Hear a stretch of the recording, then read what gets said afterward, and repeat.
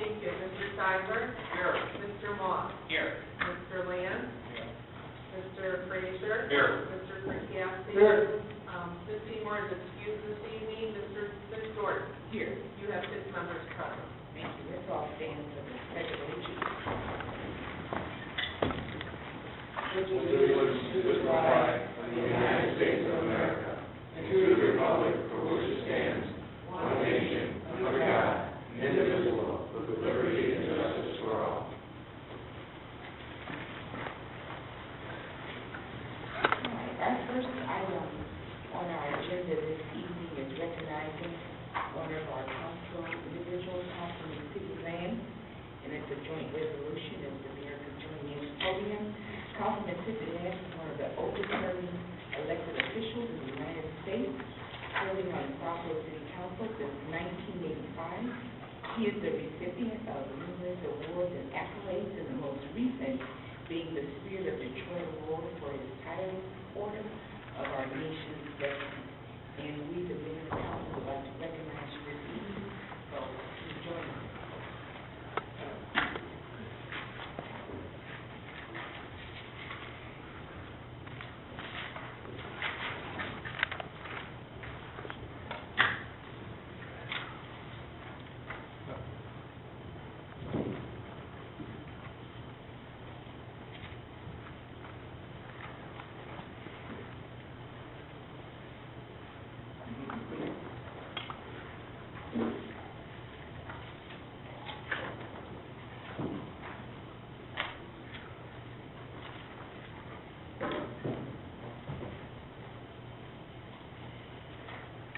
The joint resolution in recognition of Councilman Sidney Lantz, who served on the Southfield City Council since 1985.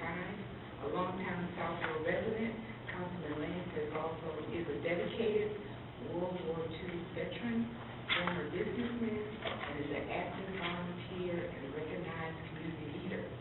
And whereas Councilman Lantz is a distinguished graduate of the City College of New York and the U.S. Army of Cryptonology, and whereas at 93 years old, Councilman Lantz is one of the oldest serving elected officials in the United States and is a recipient of numerous awards. He has won 2 Golden Coin Awards presented by the Adjutant General of Michigan and the Commander of the Michigan National Guard for his service to the country during World War II. Councilman Lantz was presented with the Spirit of Detroit Award, as mentioned earlier, on July 19, 2013.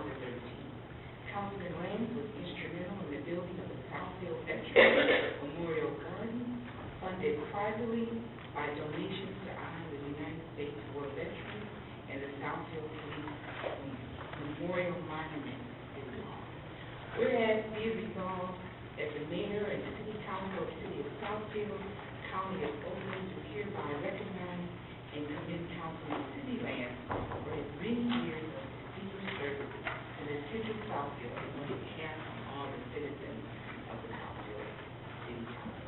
It's our city of Southfield City Council. So we want to commend you today, Councilman Lantz, for your outstanding service to this community. And today we just recognize you for all the work that you've done.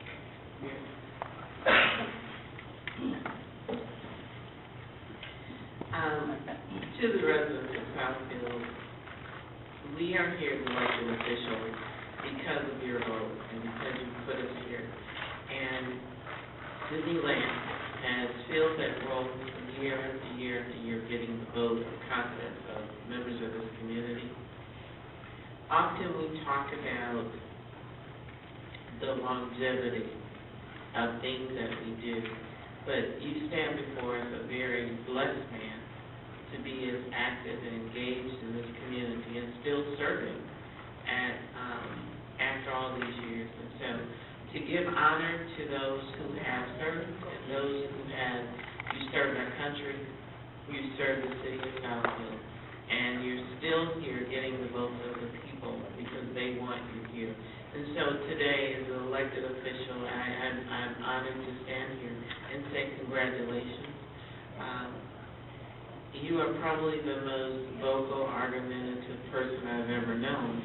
However, nothing to do with your age. It's who you are in your fighting. And so for all the things that you do and you fight for what you believe in, we honor you and give you the respect that you deserve. And congratulations.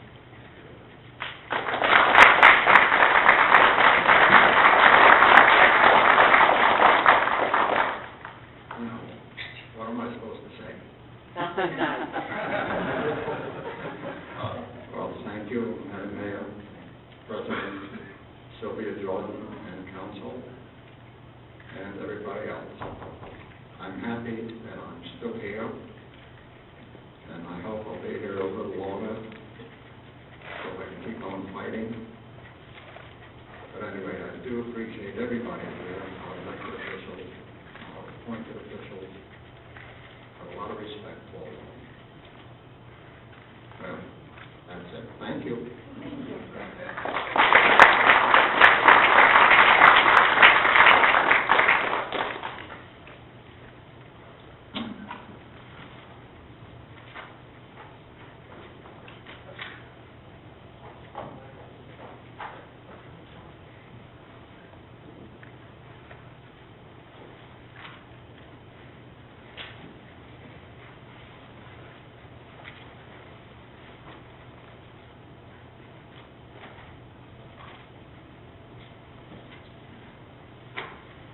Well-deserved award. Council will move to the Chair, Councilman. I'd like to move the minutes, the regular meeting of August 26th, the committee of whole meeting of September 9th, the regular meeting of September 23rd, the committee of whole meeting of September 30th, and the committee of the whole meeting on October 7th as submitted to council. Support. We have a motion by Councilman Johnson, supported by Councilman Frazier, to approve the minutes as previously stated. Are there any questions? All in favor? Aye. Any opposed? Motion carries. Move to the consent agenda. Council, are there any items that you'd like to have removed from the consent agenda? Okay, consent agenda A is a 3-year renewal contract for hazardous waste collection services provided by the Oakland Recovery and Recycling Authority of Southwest Oakland County, located in the city of Southfield. This program helps and prevents toxic materials from entering area waterways, table waters, and landfills. This renewal covers a 3-year period through December 16, 2013, and the agreement calls for a reduction in price while maintaining or improving the service elements provided. It was reviewed at our December 2nd committee of the whole meeting. Consent agenda items B, C, and D are approval of 3 major contracts for the Southfield Career Center, and these grants total $3.3 million, which has been flat for the past 3 years and is nearly 50% below the 2009-2010 total of $6.2 million. It should be noted that the Career Development Center and Jobs Training provided by the Career Center is among the highest performing agencies of this type in the United States. Consent agenda E is approval of the year-end actions required to close the city's books and complete the audit of the fiscal year ending June 30th, 2013, in order to produce a comprehensive annual financial report in conformance to the municipal accounting principles as declared by the Governmental Accounting Standards Board. Conformance to this discipline is an element necessary of the city's commitment to the best practices in financial reporting and financial management. This matter was reviewed at this morning's committee of the whole meeting. Consent agenda F is the award for the cable television upgrade in a total amount of $608,391, which is 8% less than what was expected and is originally anticipated for these technological improvements. The cable television activity has been setting aside funds for this purpose since 2001, and that was our last major upgrade. This upgrade will improve the quality of transmission of our city cable 15, and this was also reviewed at this morning's study session. Can I get a motion? Madam President, Mr. Councilman Frazier. I move that we approve consent agenda items CAA, CAB, CAC, CAD, CAE, and CAF. Support. We have a motion by Councilman Frazier, supported by Councilman Sidney to approve our consent agenda. Madam President. Councilman Moss. Yeah, not a question per se, but actually just an observation and a comment, especially with regards to the grant acceptance and the funding of our Southfield Career Center. Michigan has faced consecutive months of rising unemployment. I think we're about a third from the bottom in terms of unemployment nationally.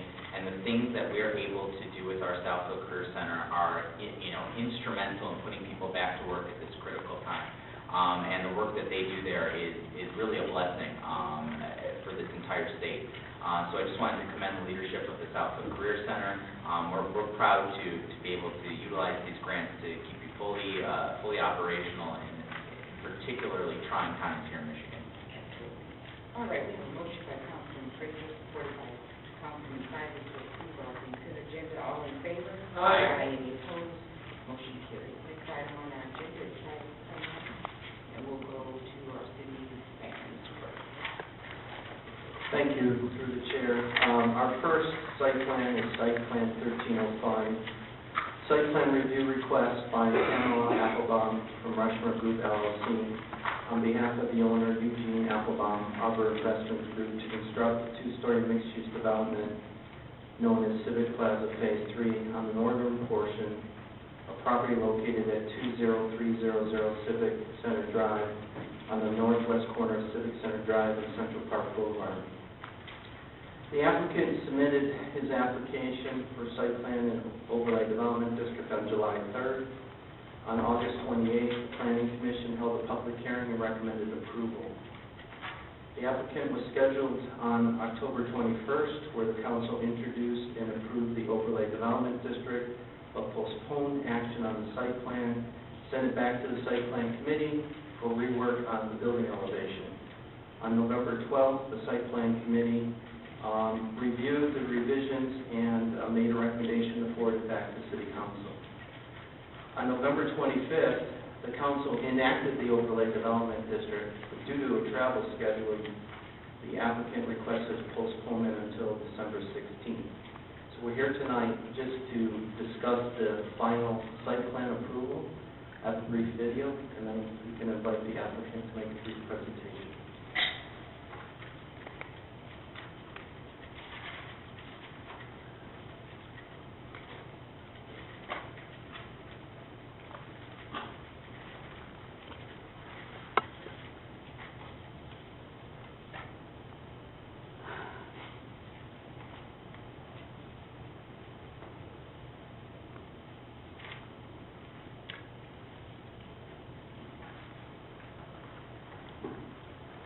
SP 1305 is a site plan review request of Pamela Applebaum, Rushmore Group LLC, on behalf of the owner, Eugene Applebaum, Arbor Investments Group, to construct a 43,000 gross square foot, two-story mixed-use development utilizing the ODD Overlay Development District provisions on the northern portion of the property located at 20300 Civic Center Drive, on the northwest corner of Civic Center Drive and Central Park Boulevard, Civil Parcel 242276017, Section 22 of the city. The subject property is zoned RC Regional Center with ODD Overlay Development District provisions. The properties to the north, west, south across Civic Center Drive, and east across Central Park Boulevard are zoned RC Regional Center. With regard to the existing land uses, the subject property is developed with the Arbor Lofts development. Property to the north is developed with an office building. The property to the west is developed with the north parking lot of the American Cancer Society building. Property to the south is developed with the Arbor Lofts building. Properties to the east across Central Park Boulevard are vacant with an office building and retail center beyond. The site for the new building contains approximately 1.53 acres of land utilizing the Overlay Development District provisions with 190 feet of frontage along Central Park Boulevard and a depth of 352 feet. The site plan proposes the construction of a 43,000 gross square foot, two-story mixed-use development utilizing the ODD overlay development district provisions on the northern portion of the property. Parking, landscaping, and building setbacks will be regulated by the overlay development district development agreement. The building elevations reflect a mix of brick, siding, painted concrete masonry unit, ephes, and glass.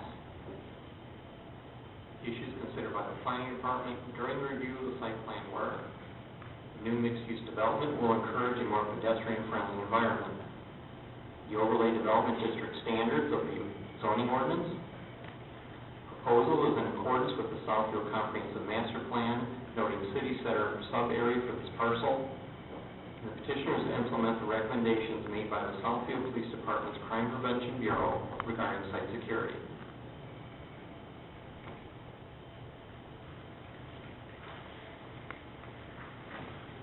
Planning Commission and Planning Department are recommending approval subject to the items outlined in our December 16, 2013 recommended resolution for City Council.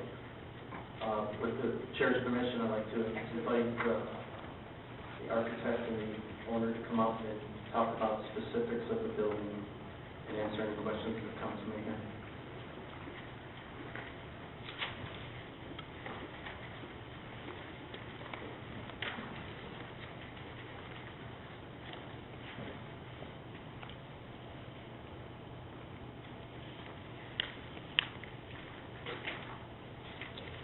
Good evening, my name is Peter Stuhlreier of Design House Architecture, 301 Walnut Boulevard, Rochester, Michigan.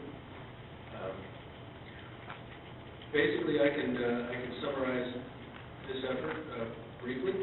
It has to do with our redevelopment of the previous Civic Plaza office building into residences. That basically cut the parking demand down from about 530 spaces to maybe less than 20% of that. That leaves a lot of asphalt and room for some complementary uses. This is the third phase of our obtaining of approval. The first was the lofts, the second is the corner small retail building, and this is a mixed-use building on the north end.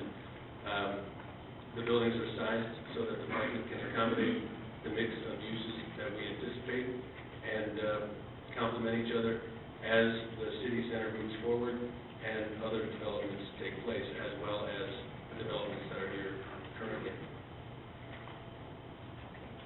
All right, we'll see if the council has any questions. Questions at all? I'd like to make a comment, Madam Chairman, I was really outspoken on this project, but I think this is, after revisiting this, looks great. Thank you very much. Thank you. All right, we'll entertain a motion at this time. I'd like to move approval of the site plan. Support. We have a motion by Councilman Stiver, supported by Councilman Councilman Frazier, to approve site plan 1305. And I have to say that we want to thank you for your commitment to this area. You've done a great job. Beautiful landscape, beautiful looking building, and we look forward to developing the city center. So, thank you again. So let's take a vote at this time. All in favor? Aye. Any opposed? Motion carries. Thank you very much.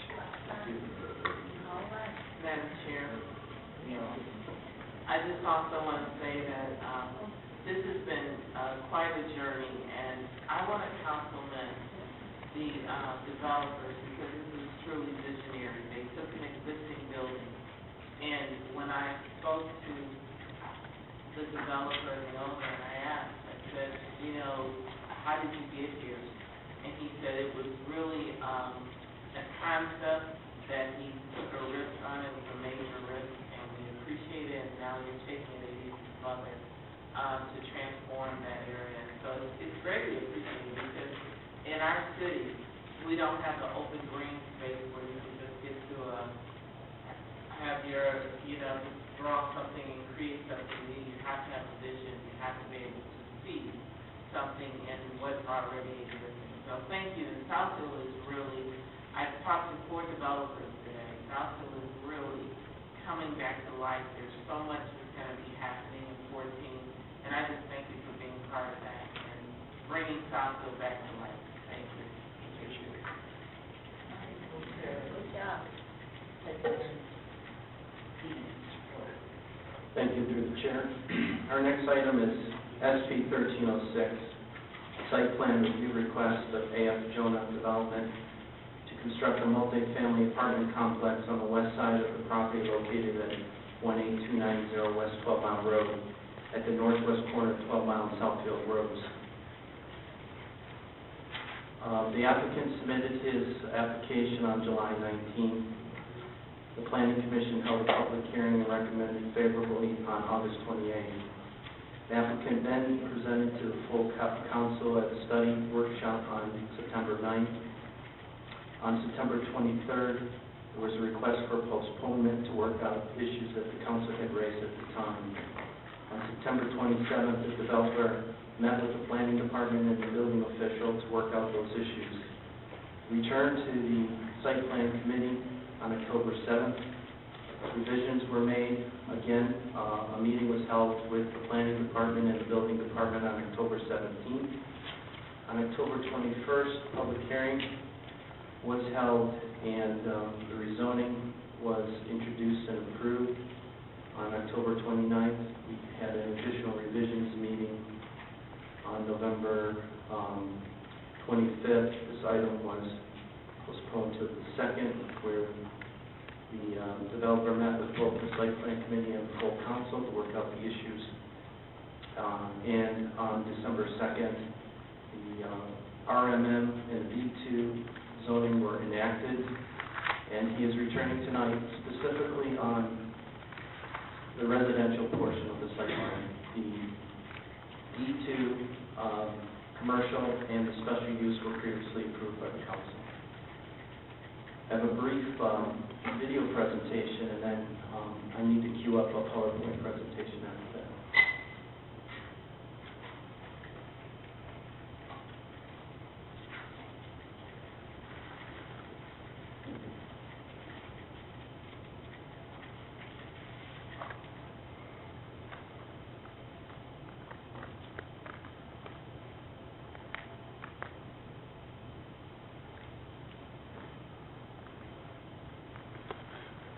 SP 1306 is a site plan review request of AF Jonna Development to construct 114 apartments with associated parking on the west side of the property located at 18290 West 12 Mile Road. Property is located on the northwest corner of West 12 Mile Road and Southfield Road, civil parcel 2411479.065, section 11 of the city of Southfield. Subject property has been rezoned RMM, multiple family medium rise on the west side, and B2 planned business on the east side for rezoning request ZR 1319. Property to the north is zoned B2 planned business and OS office service. Properties to the west are zoned RA single family residential, P vehicular parking, and OS office service. Properties to the south across 12 Mile Road are zoned for commercial uses in the city of Lakewood Village. Properties to the east across Southfield Road are zoned B3 general business, P vehicular parking, and OS office service.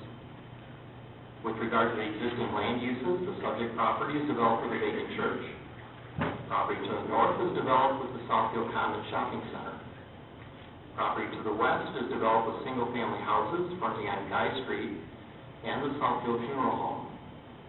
Property to the south across West 12 Mile Road is developed with a variety of commercial and office uses in the city of Lakewood Village.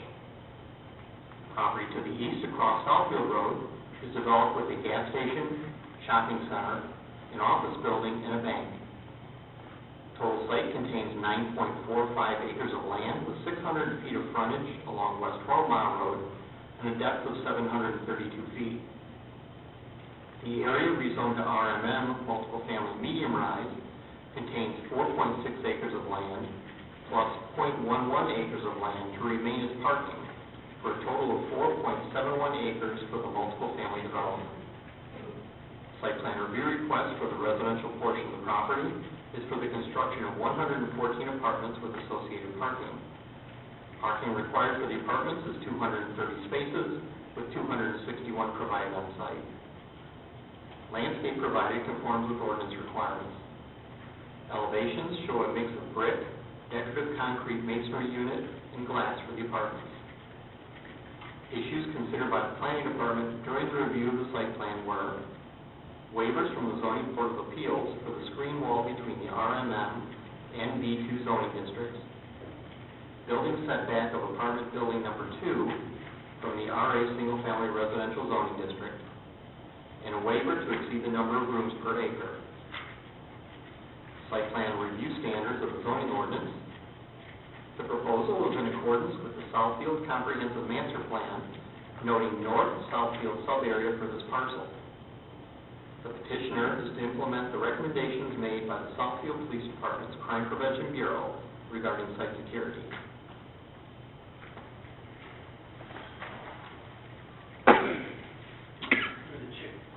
Through the chair, when this proposed residential development first came in, there was 9 required waivers per the original plan of the developer. He has worked subsequently with the council's comments, the building department and the planning department to reduce the 9 total waivers to 3. I'm going to go into the detail and then let him explain. Of those 3, the intensity of the waivers has also been reduced. When this first came before council, the developer was proposing 120 units. It was at one time reduced to 108 given the configuration. So when he added the additional design with the garages, he was able to go up to 114. The units don't matter as much as the rooms for our ordinance, and I'll get into that in a moment. The 3 remaining waivers that the applicant is required to obtain is a waiver of the required screen wall between RMM and the B2 zoning districts. He's proposing a full brick garage, which in our opinion is a better alternative than the wall. He also needs a waiver of 47 feet plus 7 inches of the side yard setback from the residential zoning apartment building number 2, which is to the north, which immediately abuts 4 single-family units. He meets the setback requirement on the west property. On the south side, because he's adjacent to non-residential, he meets the 50-foot setback. But given the height of the building and the length, he's short on the northern building only. And finally, he needs a waiver to exceed the maximum number of rooms allowed per acre, which is 187 rooms allowed, 313 rooms proposed. Now that is taking the strict interpretation of acreage of multiple family based on the room count, not looking at the overall site. The overall site has 9.34 acres. In theory, he could have 369 rooms for the overall site. I'll let him get into the details of that, but those are the 3 waivers. We're recommending favorable approval based on a resolution to the City Council dated December 16th, with the conditions as outlined in our letter, including the waivers as I've discussed. I just need a minute to pull up his podium.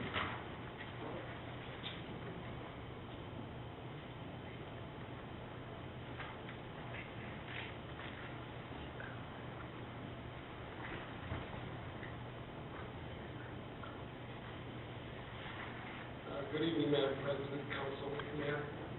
I'd like to first of all take a second out to congratulate Councilman Lantz. I signed up today to be able to do what you're doing at your age, sir. In a heartbeat, I would do that. I think we've beat this thing up quite a few times. The concern that we've had here was the room density, and like the planners was just saying, it's a matter of interpretation of how big this site is and what we're doing with it. We felt coming in and doing what we did, that the residential is a great buffer to use to separate the intense retail from the residential that's to the west of the property. there any questions, I'd be more than happy. Let's see the presentation first, your PowerPoint, and then we'll have a question.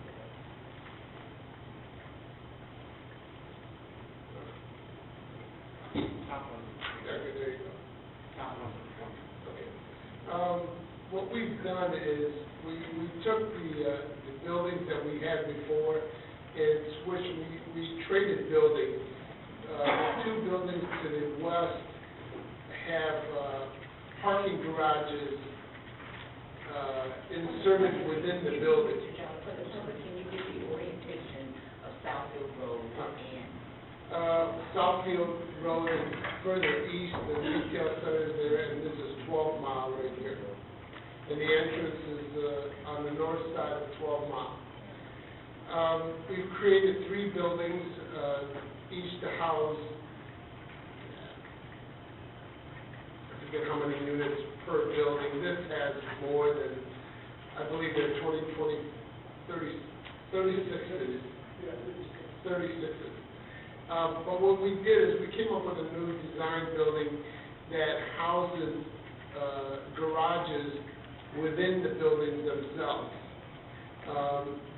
That gave us the ability to have more green space allocated and more area for the pool and the community center. The property will have access to the gated area right here so that they can have access to the retail area by automobile. It has access, walking areas in 3 different areas that from 12 Mile through the garage areas and further north along the sidewalks.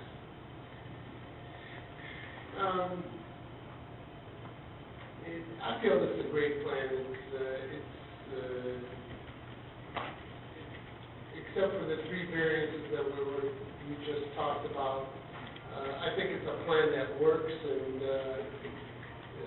will serve the community well. These are elevations for the new buildings with the, this has where the garages are on the ends. At the very end, you see the garages, how these will have spaces in between so that each prospective user, resident, will have excess space within the garage for storage, for additional storage. This is the longer building that's between the retail, and the two buildings that are further west. This is a picture of the community center. This is where the access is between the garages for the pedestrian walkthrough, and this is the gated area that will have access with automobiles. These are layouts. The buildings that we've designed for the longer building each have their own entranceways and don't have hallways to deal with, which is a plus. We eliminate a whole lot of space in hallways that have to be maintained and gave it up to the residential portions, the living portions. These are layouts for the new buildings that have the garages in them. We've got various, we've added 3-bedroom units, a little bit larger units, so we could go after a better majority of tenants. This is the second and third floor of the larger buildings. These are just individual units. I'm sorry. This is the community building where you have an area for, this is the restrooms for the pool areas, and you have two rooms to have events in. And that's the full site plan, landscape plan. If there are any questions, I'll be more than happy to answer. Any questions, council? Yeah, we've seen this project a lot. It's gone through a lot of iterations, and we're here hopefully at the final step. I think one of the points that I've been hitting on, maybe ad nauseum, is that this is going to attract young professionals to Southfield, this type of development. But I even want to even go further than that and talk about, even the potential of someone who is in the age bracket of my parents, or even, my friend Doug Miller, who's the president of a neighborhood association in Southfield. We were talking about this project a little bit ago. This is perfect for the Southfield empty nester who wants to downsize. So I think that this type of project, this coupled with the Arbor Loft development that we just passed, it just meets at a spot that really bookends what we are so proud of in Southfield. An emerging generation, and then the longtime Southfield residents who might want to downsize, are empty nesters, but want to stay in our community because they love the services that we provide, they love the sense of community here in Southfield. So I think that those two age brackets are important for the vitality of our community and our city. And this type of a project that hopefully will pass here tonight, and the previous project that we passed, will continue to make Southfield strong. So I'm completely in favor of this site plan. I'm excited to see shovels in the ground for both developments next year, for what will be a very exciting Southfield next year. Councilman Sidney. I want to thank you for hanging in there. We had many meetings on this, and I think we've got a very good development, and I appreciate your perseverance. One thing that didn't come up, and it's just a quick question, security for the apartment. I like the fact that you don't have hallways. I know that is a turn off to some people, and you also mentioned the maintenance factor. I'm assuming there's going to be some sort of buzzer or door system for people to admit their guests. Absolutely. Intercom or what we use in our residential is a fob entry system. There will be an intercom system. There will be a security camera system throughout the property. We take all that into consideration, yes. Great. Well, again, thank you very much. Thank you. Councilman Frazier. Madam Chair, for Ready, I'd like to make a motion for the approval of 1306, the site plan for the 12-mile Southfield development. Support. A motion by Councilman Conti, supported by Councilman Frazier, to approve the SB 1306. I just want to say it's been a long journey. Hopefully, It's a good journey. You're still smiling. But I also want to say thank you for listening to the concerns of the council and acting upon them. This was not an easy decision to make in terms of basically turning over a large piece of land and looking at that development and making sure that it really fit for Southfield. And you really heard our needs, I believe, from all of the redesign, from reducing the variances to really ending up with a beautiful project that I think we'll all be pleased with. So with that said, we'll take a vote for the motion by Councilman Conti, supported by we'll take the vote and we'll have the time. All in favor? Aye. Any opposed? Councilman Frazier. Yes, I would also like to say thanks for staying with it. And the one question that I have is, maybe you can convince your wife that you have to tear down the church. I showed Thanks for bringing that up. I showed her the monument that we're doing on the corner, and it's a replica of the duplicated church on the corner. I don't know if I did enough, but. And secondly, I told her how much we gave the Archdiocese for the property, and I think the Archdiocese will oversee anything that she has to do. And Madam President, I know that this is a good night. If I had known this in advance, I would have given Councilman Lantz a gift of any kind early on, because he voted for this tonight. I mean,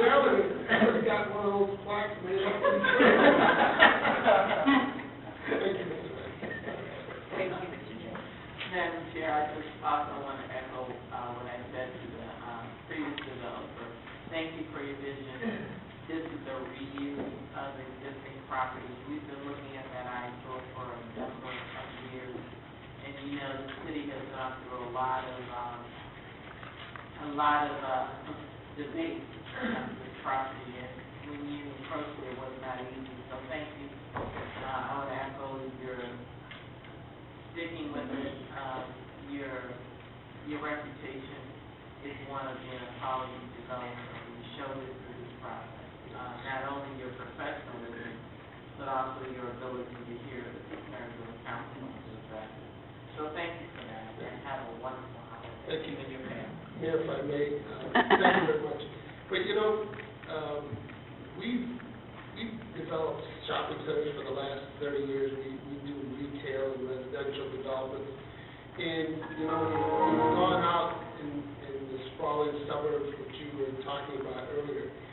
And, you know, nothing substitutes the use of the density that a city like Southfield has.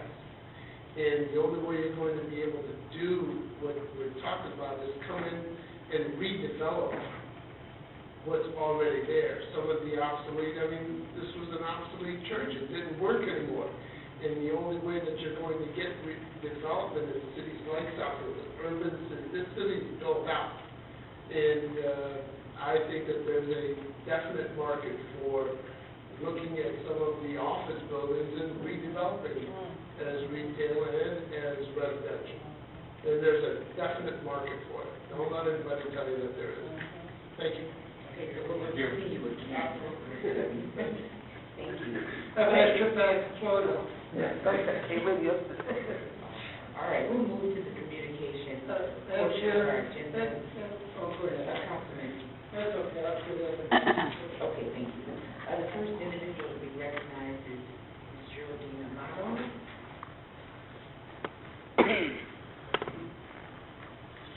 Ms. Geraldine Amato, it's your turn. I can't hear you. And you have 5 minutes. Good evening. Last time I was here, I didn't get to mention in reference to the honor of veterans. A Veterans Administration psychiatrist named Jonathan Shea. Under his name, 2 books were published, I believe in the 1980s. Achilles in Vietnam, subtitled Combat Trauma and the Undoing of Character, and Odysseus in America, Combat Trauma and the Trials of Homecoming. So under the guise, I contend, of explaining a real problem, Jonathan Shea exposes what I would identify as black operations against our own troops. And if you read those books and have an open mind, you can determine that. I referenced before about the control of secret brotherhoods like the Freemasons and some of the prominent catastrophes, etc., in the public arena that's announced as news. The numerology is encoded in the event indicating ritual murders, shoot-em-ups, and so forth that we constantly hear bombarded at us in the news, are used to advance, for example, greater mental health programs, more psychiatrists, etc. And they have coined a new phrase, the experts, behavioral health. If you watch the clip regarding this last shoot-em-up at a school in Colorado, you noted unlawful activity by the professionals in charge, marching out unarmed students with their hands up, shaking them down, arresting and detaining them, searching and seizing. No discussion in the public arena, just flipping those videos across the screen to make us more callous to the realities of who's in charge of this nation. It's also been reported the past week that 1 in 4 Michiganders is diagnosed as depressed, and what we need is more mental health facilities and more psychiatrists. Well, that is not the solution to the problem. The problem is our social dynamic is decadent by design, And unless we address that fact and the fact of the people who are in charge who are deliberately orchestrating this decadence, we will not resolve any of these issues. They will only escalate. And as a sideline, if we were really considerate about lives, I note that the driving habits of people in this area are reckless and extravagant, and I don't think they have a clue as to that fact. But there's a whole bunch of industries connected to collisions, so there's no incentive on a financial basis to improve the awareness of people behind the wheel, and numerous businesses are flourishing behind that. But the upper echelon designers know exactly what they're doing. So Motor City madness works into the other madness. We are under all kinds of assaults as free people, physically, mentally, emotionally. And it's no wonder that many people feel depressed. It's a response to a real situation. If we do not address those situations and change who's in charge of us and our people, all the plans we make on borrowed time and borrowed money, believe me, we are on borrowed time and borrowed money. And the depraved, malevolent overlords of this nation have a plan, and we are being set up. So while we play around with borrowed time and borrowed money and don't address the fact that the people in charge of this nation are not only corrupt, they are criminals. They are deliberately setting up a strategy to destroy this nation. Unless the good people put the courage to stand forward and quit blending in with the scenery. Oh, and incidentally, a day after Veterans Administration, one news announcer said, more of our troops are lost by suicide than they are by combat. And not even those troops not all of those troops have been in combat. They also mentioned that. That's an indication of the assault on our emotional and mental stability as a people. You have 30 seconds. So in my 30 seconds, I ask the good people of this area to seriously consider who's in charge of our lives and how we can remove them. We cannot continue to allow them to manipulate us, to use us, to distract us, to deprave us, and to take our children away from us to institutions that are controlled by them. The good people need to stand up and be counted. Great Godspeed. All right, the next person to be recognized is Courtney Ritchie. If you could give us your name and address for the record, please. You have 5 minutes. Courtney Ritchie, and my home address is 21191 Andover Road, Southfield, Michigan. I've been a Southfield resident for 20 years. That's been my home address for 18. First, I must address Mr. Lantz. I want to thank you for listening and at least paying attention to my words and taking it from a deaf ear and moving it forward to who has shared an empathetic ear and tried to intervene and assist me with a situation that I'm not prepared for today because I have not had access to the building file in the time that I thought I would. So I'm going to tell you that I am asking for an adjournment, but in the interim, I do want to ask a question in terms of the right to appeal when a building is determined to be unsafe and up for demolish. My home address now has an order that says that the city of Southfield can demolish it at any time. The order also indicates that anyone, no specific party, no specific department, anytime anyone can just come upon my property and do what they may and bill me for it. So I have a series of concerns, a series of questions, and that I will prepare in a formatted way. I do plan to readdress council properly, as I'll have all the documents and all my questions and concerns prepared properly. At this time, I would like to ask that council be available or someone be available outside and over and beyond Mrs. Ward-Wachowski regarding the matter of my home, as it seems that she is meeting an unbreakable resistance with the building department in obtaining a simple building permit. And I just don't know what else to do. I do not know what else to do.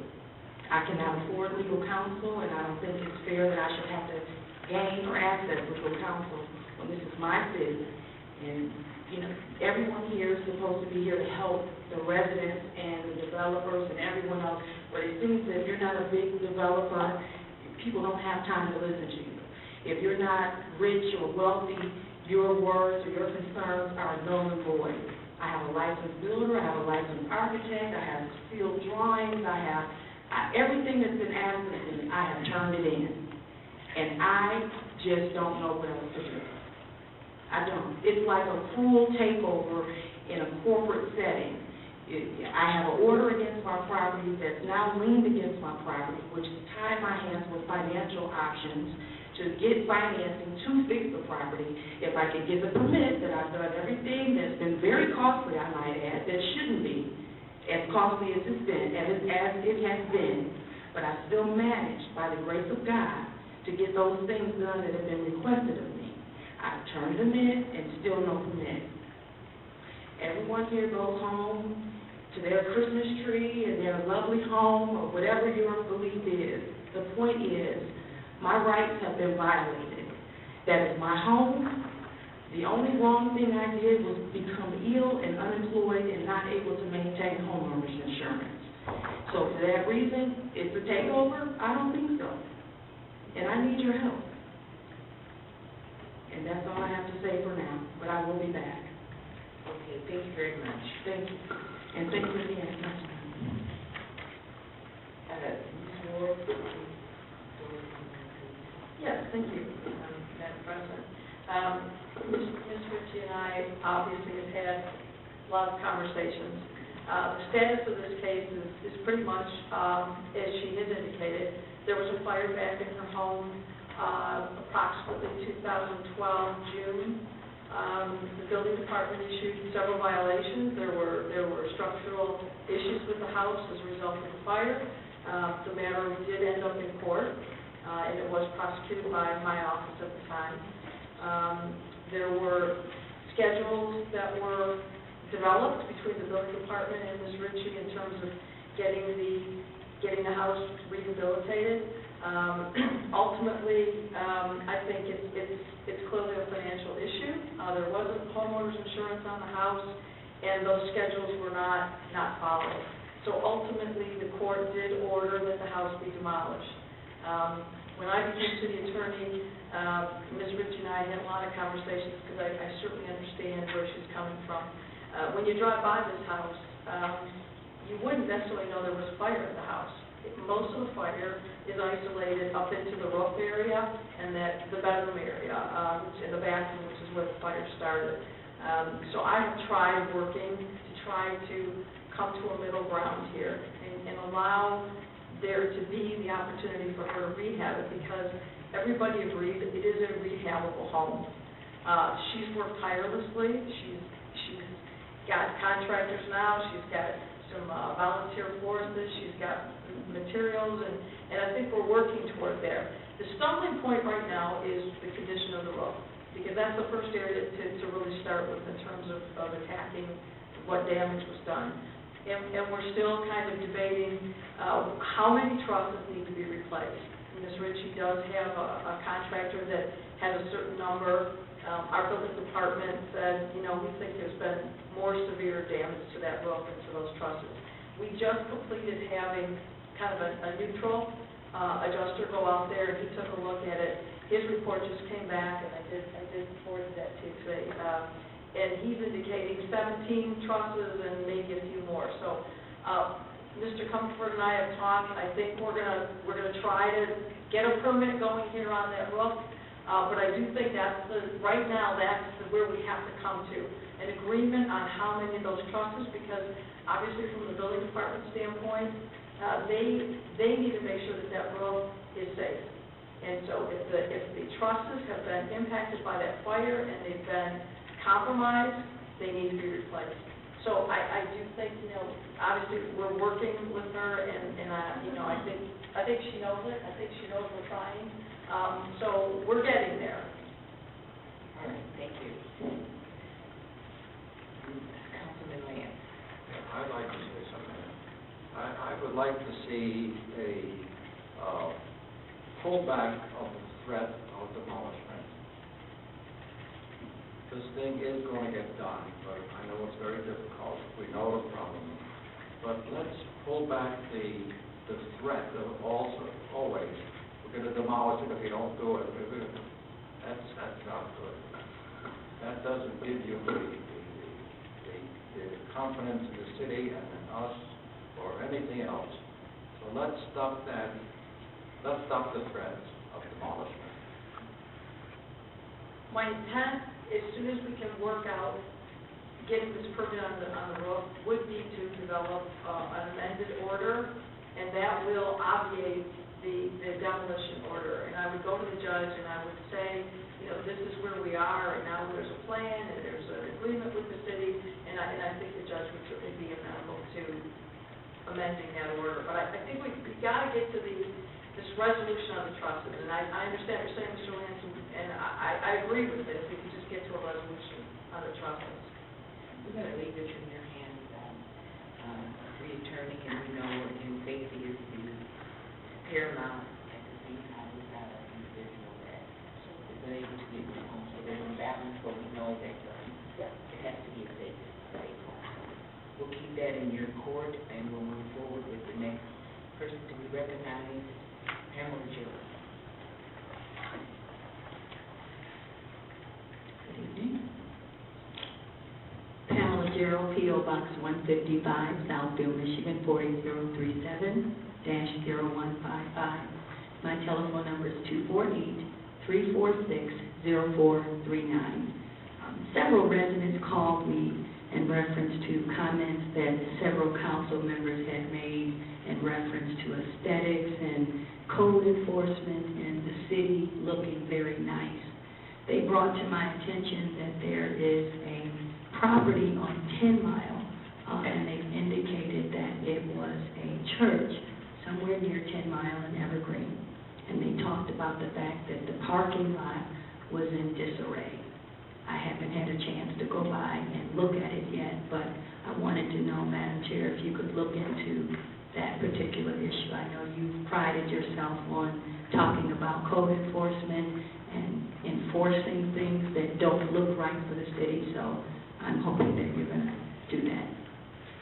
I'd like to talk about a school fundraising opportunity presented by the awesome Wendy's, the newly built Wendy's that we have in the city of Southfield. Wendy's is allowing schools, as a means of fundraising, to earn up to 50% of the dining room sales for your school. So this is how the program would work. You give them a 5 to 6 week notice and say that you're interested in having this fundraising opportunity for your school. 50% of the proceeds from the dining room, not the drive-through, or if you do carry-out orders, meaning you come in and order something and then you take it out, that they will apply 50% of those proceeds to your school. And the amount of money that you raise depends on how well you promote your event. They will do their diligence to make sure that they have enough staff on board to accommodate your night. All they ask that you do is that you do community calendars, that you spread the word in the community, do press releases, and anything that you can do to get the word out there successfully. And they will allow you to put up posters and flyers to help promote the event. Some schools have done like guitar playing and singing. Other schools have had skits. You can do anything. They will allow you to set up a table to sell your school sweatshirts, coffee mugs, or even have a collection canister. Now, I know some of the people that are affiliated with the city have not always been in support of some of our businesses, but this, to me, just goes to show that Wendy's came here, built a new state-of-the-art restaurant. They've been community-oriented. I like this program. I think it's a great idea. And if any school official is out there or a parent and you want to see this fundraising opportunity take place for your school, you can call Kelly at 342-8485, or you can do wendysrestaurant@live.com. So again, I just want to thank the council and the city for the opportunity to talk about this awesome idea that I saw when I went to Wendy's, which happens to be one of my hangouts. It's a very clean Wendy's. They do a lot of extra things like decorating for all the holidays, and it's those little kinds of things that make a difference sometimes. As the young lady said, not always the big developers. And then again, I just want to remind you, Madam Chair, to look into that matter about the maybe code enforcement concern about the parking lot of this particular edifice. Thank you. All right, the next person we have on our agenda is Mr. Gerard Miller.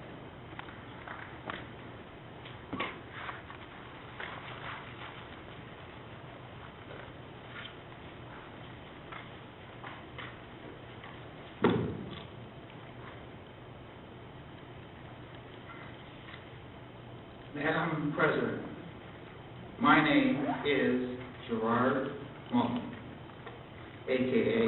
White Noise. My address is Post Office Box 155, Southfield, Michigan, 48037. Tonight, I am not here to talk about those nice guys from Walmart, the Planning Commission's favorite corporate criminal. Instead, I'm here tonight to make the following suggestion to council. That's you folks. In order to encourage greater citizens' participation in Southfield city government, I propose that council award an annual prize to the person who makes the most humorous presentation during the communications portion of the agenda. The prize would be that the winner would have their picture, a full-page photo, published in the Southfield City Calendar, reenacting their award-winning performance before council. This photo would be placed above one of the months that would otherwise be reserved for Carpenter Lake, that costly park across the street from that gem of a city, Farmington Hills. We're all sick and tired of Carpenter Lake. I know I am. For example, in last year's calendar alone, there were 4, count them 4, as my Russian friends would say, Adam, Deva, Tree, Chatiri. That's right, 4 full-page photos of none other than Carpenter Lake, also known as Denzel Park, council's favorite park, Denzel Park. Speaking of Denzel, if the corporate criminals at Denzel can get a huge piggyback tax abatement from this council just 9 months after Denzel pleaded guilty to price fixing, why can't an honest, law-abiding citizen get a tiny tax abatement from the city? Why? Perhaps you can. Perhaps you can. Listen closely. I would like to share with you something that I recently stumbled upon. While examining my property tax data online, I discovered that I was being taxed erroneously for 3 items that I didn't even own or never ever owned, period. The next day, I went to the assessor's office and had the 3 items removed, the 3 bogus items removed from the tax rolls. Currently, I am enjoying a lower tax now and in the future than otherwise would be the case. In a word, I have received a lifetime tax abatement. Ain't that a duck, Denzel? Oh, and one last thing, Madam President. Would you please thank your colleague, that is Councilwoman Jordan, Southfield's most notorious illegal parker, for not parking her Mercedes illegally tonight in front of City Hall, in the parliament. I appreciate it. Every law-abiding citizen appreciates it. And most of all, the firemen appreciate it. Because right now, it is possible for them to do a turnabout in front of City Hall with their ladder trucks, thanks to Pastor Jordan's latter-day conversion to obey Caesar's law. Thank you, Madam President. Thank you. All right, the next person to be recognized is Ms. Stephanie English.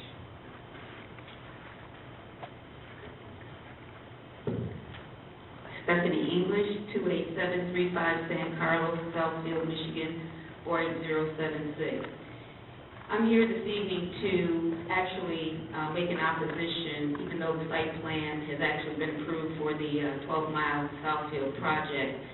I have concerns becoming educated with this project, and my education included attending the site plan committee meeting, the zoning board authority meeting, the economic development committee meeting, reading the 297-page zoning ordinance on our website, once completely all the way through and twice to go over the points that were pertinent to the waivers that the Ark and Jonna project is asking for.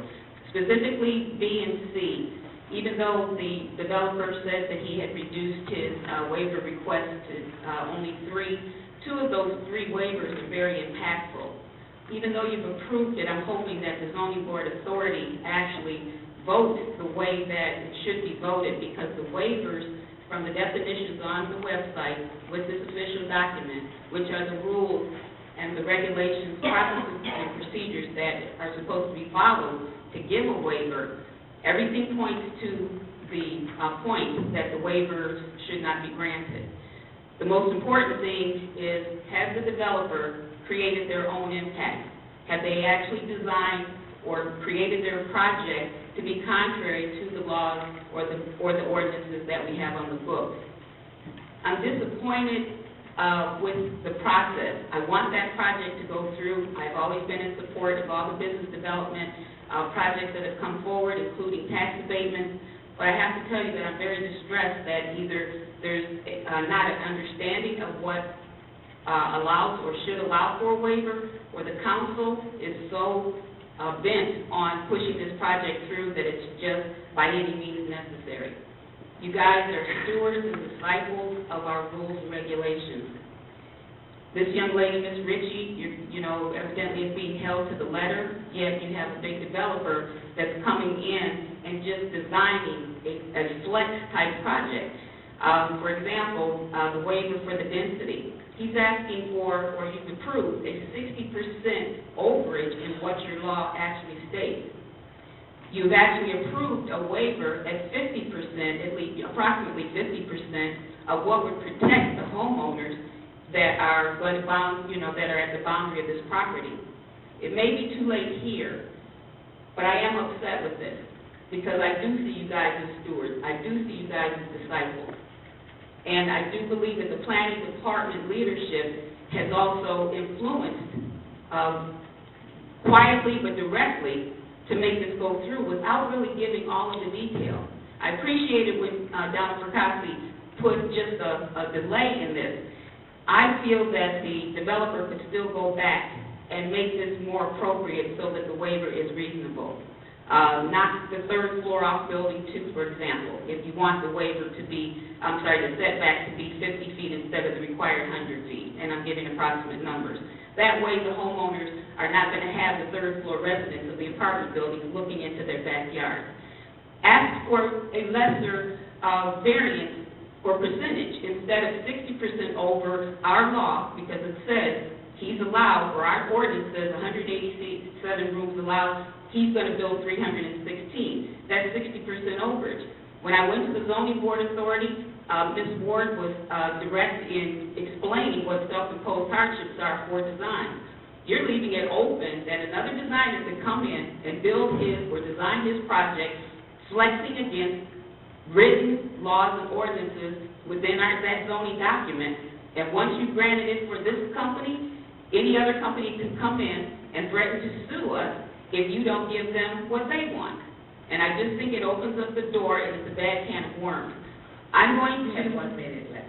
I'm going to correspond with Mr. Comerford to make sure that I have a letter or some kind of correspondence going to the zoning board authority people of the board, that they're to follow the requirements of what a waiver is, And I'm hoping that there's not undue influence by councilpersons or the planning director, so that these stewards on the zoning board authority can really do their discipleship and their stewardship, because it doesn't meet the requirement for a waiver. I just want our processes to work. I want our laws and ordinances to work and just be worth something, because if they don't, then they're not worth the words and the type that's on the paper. And I'm just distressed that it was by any means necessary, because I want the project. But I think that the developer could have gone back to the table and reduced these high percentages, because it's just a matter of his muscle. I want the project this way, but it doesn't meet our current law standards. And I'm very disappointed with that. Not the project, but just the fact that you guys pushed it through because it's business by any means necessary, and I am very disappointed with that. Thank you. Okay, council, we'll move to the council portion of this agenda. Any council, go ahead. Okay, let's move to the mayor's report. I just wanted to make a comment, Madam Chair, and this is actually, I was at the meeting this morning that Councilman Helena had an opportunity to talk to Terry and to Shelley, and I guess by the Crane's front page, it stated that there was a big boom in our adjacent community, and they had passed some kind of an ordinance that allows parking in the back of the buildings as opposed to front, which caused all these people to build on 16 Mile Road. But we just had a site plan we approved just now with parking in the rear. We accomplished the same thing they did with the ordinance we accomplished by our own ordinances. And so they haven't got to step up to us in any way. And then they talk about coming to their community. And I guess we just don't seem to blow our own horn and tell this real story of what's happening in Southfield. And I just, as sitting here making a list, we have Tim Hortons that is under construction. We have OCC, which is improving their campus. We tore down Ramada. They bought the Rusty Nail, I call it, adjacent to that to the west. We got Taco Bell, Billy Sims, Panera's underway, Wendy's just got completed. We have a shopping strip at Evergreen, on Evergreen Road. We've got a shopping strip at 12 Mile and Telegraph that hasn't been permitted yet. St. Bede's property is a very large investment. I venture to say that is going to be in the $20 million before it's over, counting the cost of their land. We have Apple Bede's coming in, which is the first restaurant in a long time of that kind. We got Evergreen Road construction out in front of City Hall, which is a $12 million development. It's also reconstruction and beautification. We got Cottage across the street being rebuilt. And I guess I get irritated when you count up all these things.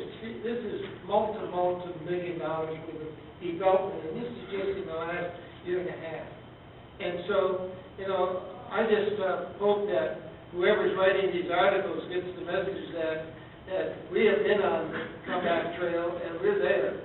And I think it shows by the two site plans that we have before us this evening. We're getting rid of, it's difficult, we're getting rid of buildings that no longer have value, and tearing them down and building new, which is twice as hard as building in a cornfield.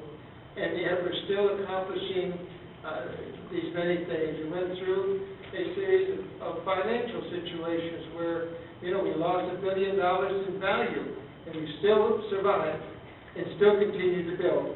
So I'm not going to state that we are in competition to our neighbors, but I'll tell you, we are surely ahead of them.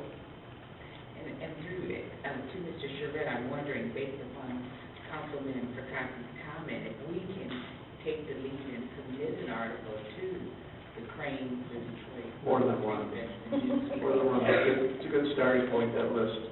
Thank you. We'll move to the mayor's portion. Councilman Sackler. I didn't know Don was going to say what he had to say, but I brought the Crane's article as well, we've had these discussions about revisiting some of our ordinances about parking, and also about density, and these were some of the steps that Troy took, and it resulted on Big Beaver Road in millions of dollars of new development. And I totally agree with what Mr. Percotti has said. So I'll cut my remarks short because you've said it, but that's why I brought the last week's Crane. We should be in there. Councilman Frazier. Yes, I would just like to say that it's the time of the year where we need to reflect on what's gone on during the year and be thankful that we have family and friends, and regardless of what your religion is, it's a time of the year when we can renew our commitment to be friendly to each other and grow. And I wish everyone a happy holiday and much peace and success during 2014. Yes, couple of things. We had a grand opening, luxury limousine on Telegraph Road opened at their grand opening this past week.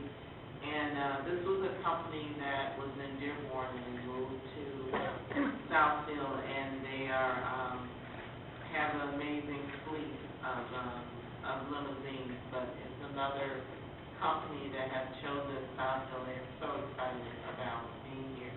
And I want to say congratulations. I always encourage people to use our Southfield businesses. I was honored to serve on a panel for SimCon for the Michigan Fair Housing and Quality Summit, where leaders from around this region were talking about housing. And I chaired the housing committee for SimCon. And one of the challenges that we had, and I'm sure our planner knows this, is that we have significant housing in our city, but statistics are telling us we don't have the right housing.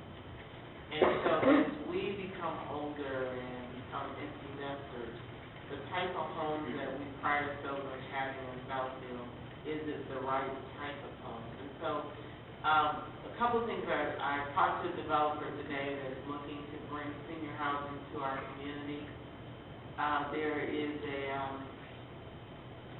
two new senior housing buildings that have opened by the Regal Towers. Two of those buildings, the red buildings everyone knows about, has been converted to senior housing. So one of the things we have to look at redevelopment and what we have in our city is as we look at barrier-free type housing, do we have, and you know, Councilman Moss is bringing up the type of homes that we attract to young people. I think we have the niche on family homes. If you have a family, the 2 kids and the dog, and you have the colonial, you have the garage, you have the backyard. But we have to look at where our population is going. And so when we're looking at housing, there's a big need for housing for veterans, and that is a big push right now for all the veterans, the homeless veterans, and you'll hear comments about that as well. So I just wanted you to know that we have to look at that, and at one time I would like for us to have a discussion about our housing here in the city, and as we look at redevelopment, tearing down, and building, are we building homes that to continue to build our population here in the city of Southfield? And lastly, I just want to say happy holidays to everyone. We have Christmas, and we have, which I observe, and we have New Year's, and we just went through Hanukkah. And I just want to say that the diversity of our community is something I love. And during the holiday season, all the different groups, Kwanzaa, Eid, the Chinese New Year, there's a lot of things that are going on, and so as we continue, I just want to wish everyone a happy holiday and a safe, healthy New Year. Correct. Thank you. We'll move to Mr. Charette. Do you have any items for? Madam Chair, no, all administrative matters were handled on the consent agenda. I would just like to join the mayor and city council in wishing everyone happy holidays and all the best in the year 2014. Thank you. All right, thank you. Ms. Ward, our attorney, your one. Thank you. We have in front of you tonight a request to consider a further extension of the moratorium on medical marijuana facilities. I was hopeful that a case in the Michigan Supreme Court would have been decided by now, and I think it will at least give us more direction in terms of what options does the city have under the Michigan marijuana law.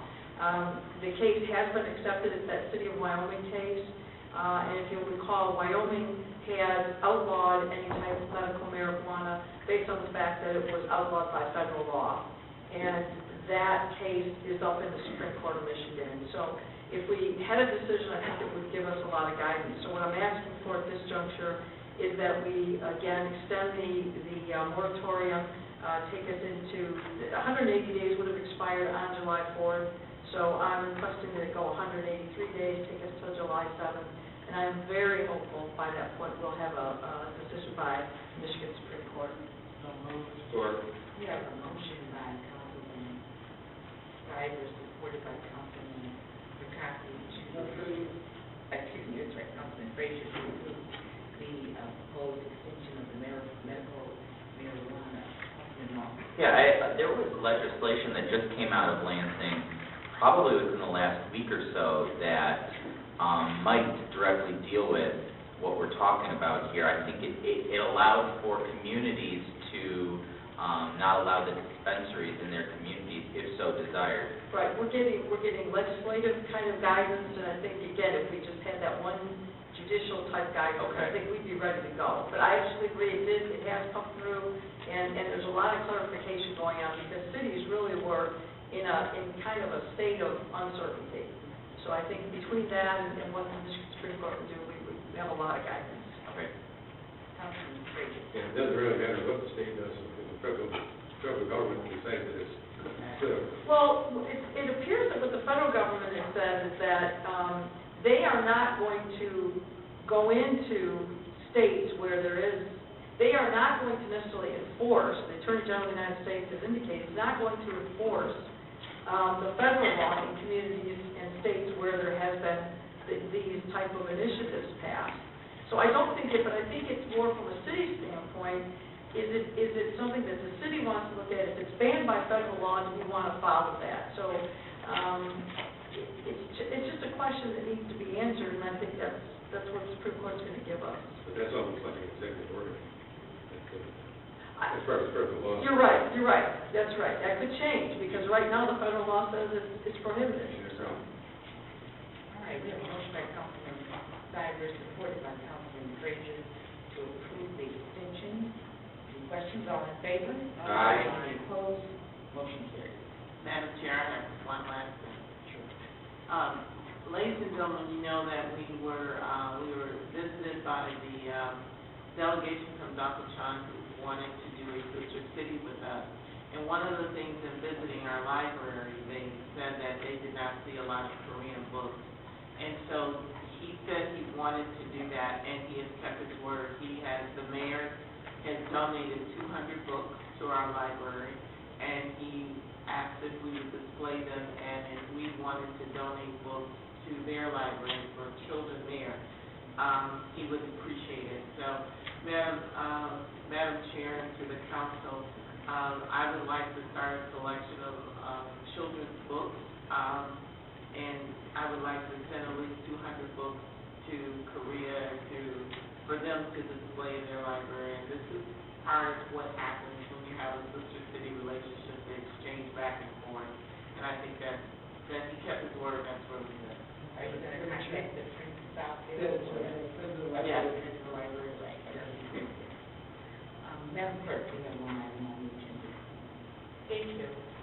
before you is an application for, a charitable gaming license from Autism Alliance of Michigan. They would like to conduct a raffle on April 26, 2014. They are asking to be recognized as a nonprofit organization for the purpose of conducting a charitable gaming raffle. All the necessary paperwork has been presented to this office. I believe their representative, there's a representative that is present this evening. If you do have any questions, and she can explain the vision and everything of their organization and what they're proposing. Madam Chair, I just would make a motion to approve it with the recommendation of the city clerk, unless that lady would like to add something to the motion. I'll support the motion. We have a motion by Councilman Bede, supported by Councilman Long to approve the application for the charitable gaming license for the Autism Alliance. Any questions? All in favor? Aye. You want to say anything? I think it would be an opportunity for her to advertise when the event is going to take place and how people can participate in it so that it can be successful. All right. If you could give us your name and business address for the record. My name is Sidney. I work for Councilman Alliance of Michigan. Currently, we're housed in the Barton Mallow building at 26500 American Drive, Southfield. We have been in existence since 2008. We are a state advocacy organization, and we are trying to raise awareness of families across the state who need insurance, who need resources, who need facilities that they can go to. So this is our third year to do a gala fundraising event, and we do hold the event at DPE Energy. And we decided we'd like to have a raffle and an auction this year, and according to the state of Michigan, we have to have a license, which is why we come to you, because we have to get your approval first. And we hope to have many more raffles, which once we get our license, then we can apply each time. But we've been supporting families throughout the state. We started with the insurance legislation a couple years ago that got passed last year, and we've been working directly with families to help them understand what the insurance means to them. And we are going to be starting our Navigator program, which will then go further into services for the families. When is your event going to take place, and how can people contact? April 26th, 2014, the event will take place, and it will be advertised on our website, which is autismallianceofmichigan.org. And if you would like me to send invitations, I'd be happy to. Last year was very successful. We had over 500 guests, and we hope to have that same number this year. Any other questions? All right, thank you very much. Thank you. Okay. We will see this meeting, Mr. Cole. I just have a brief comment through the chair. I think since the Great Recession, I believe, hit 2006, we can finally see the light at the end of the tunnel. And I want to echo what Councilman Perkowski said. I really do believe that what has been approved today, what is in the pipeline, and what I know are future submittals that we are going to have a watershed year in 2014 is very exciting. And once all this construction and the girders start going up, it's going to build upon that. And then finally, I look forward to working closely with the council on our 2014 update of the master plan next year, which will include things like the housing study. So I'm very encouraged. We ended the year very strongly with our development approvals, and I'm very excited about what's going to happen next year. This is our final meeting for this year. We want to say happy holidays, Merry Christmas, and most of all, go green, Michigan State. That's right, go green. Again, Merry Christmas to everyone, and happy holidays, everyone, and have a very blessed New Year.